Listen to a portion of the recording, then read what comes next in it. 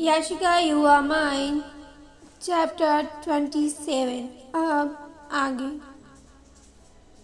याशिका उठी तभी उसकी नज़र शौर के शर्ट पे गई और शौर की शर्ट को देख याशिका को अजीब सा होने लगा।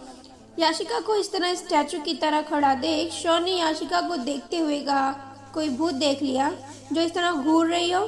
शौर की आवाज़ सुन याशिका होश में आई और कहा, खून। शौर ने अपनी नेक को हल्का सा घुमाया तो उसने देखा कि उसकी शर्ट खून में डूबी हुई है।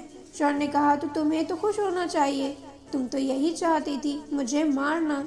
याशिका ने अपनी नज़र झुकाए हुए कहा, नो, और जल्दी से ढेर सारे कॉटन ले शौर के शोल्डर पर रख उसे ब्लड को रोकने लगी। शौर ने याशिका की कलाई को पकड़ लिया और कहा, मैं बिल्कुल ठीक हूँ, जाओ यहाँ से।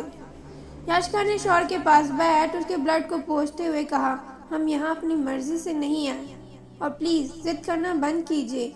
याशिका ने धीरे धीरे शौर के हाथों में लगे सपोर्टर को अलग किया और फिर उसकी शर्ट को उसकी बॉडी से अलग करने लगी। इस वक्त याशिका शौर के बहुत ही करीब थी। याशिका के बॉडी से आ रही भीनी भीनी खुशबू शौर को मदहोश कर रही थी। याशिका जैसे ही शौर के शर्ट की स्लीव को उसके हाथों से निकालने के लिए आगे बढ़ी, याशिका के लंबे बाल शौर के फेस को टच कर रहे थे। शौर याशिका के करीब आने से अपने दिल में एक हलचल सा महसूस कर रहा था। अपने आप को दूर रखने के लिए शौर ने याशिका को तेजी से दूर झटका। अचानक से शौर के इस तरह झटकने से याशिका सीधे नीचे फ्लोर पे जा गिरी और उसके हाथ सीधे फ्लोर पर पड़ने से उसकी चीख निकल गई, आह! लेकिन शौर उसने अपनी आंखें बंद कर अपनी मुट्ठी कस ली और कहा, जाओ यहाँ से, मुझे तुम्हारी जरूरत नहीं। याशिका की आंखों से आंसू बह रहे थे। याशिका अपनी आंखों के आंसुओं को साफ किया और शौर के सामने जा उसकी आंखों में देखते हुए कहा, नहीं जाएंगे। क्या करेंगे आप? फिर से धक्का देंगे? दीजिए, देखते हैं हम आपकी नफरत जीतती है या हमारी जिद। और उसके जख्मों को साफ करने लगती।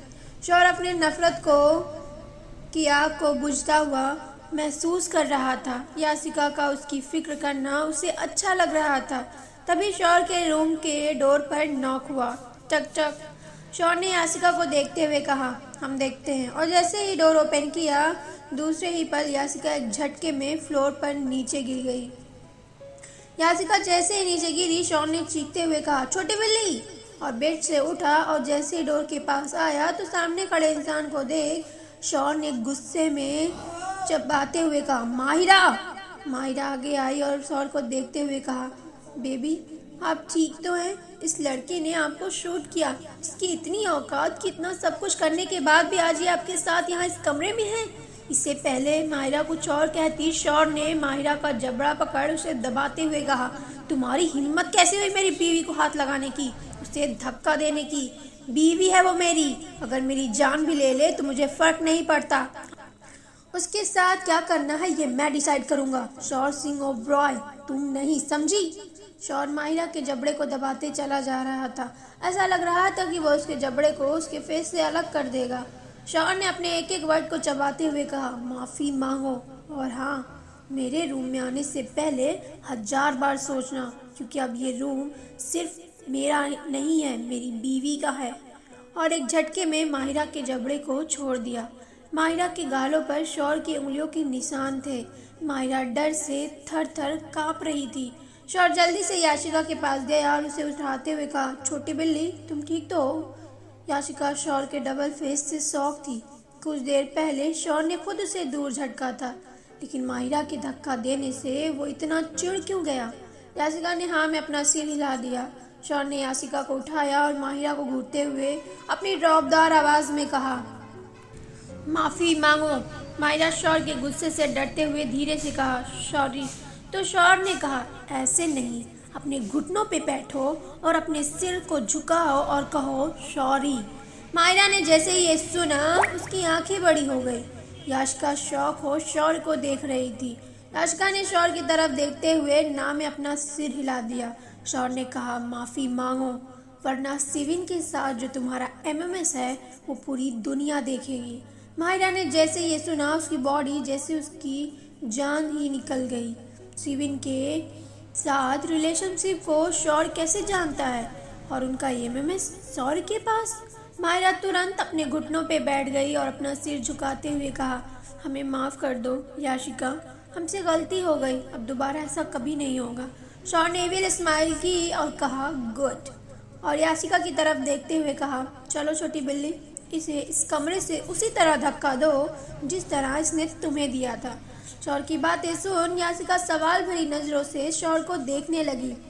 शौर इस तरह याशिका को देखते हुए देखकर कहा, चलो। याशिका ने ना में अपना सिर हिला दिया। शौर ने गुस्से में गरजते हुए कहा, मैंने कहा निकालो इसे इस रूम से। याशिका ने डरते हुए माहिरा का हाथ पकड़ा और उसे रूम से बाहर कर। शौर याशिका के करीब आया और कहा, तुम्हें धक्का देने का हक सिर्फ और सिर्फ मेरा है।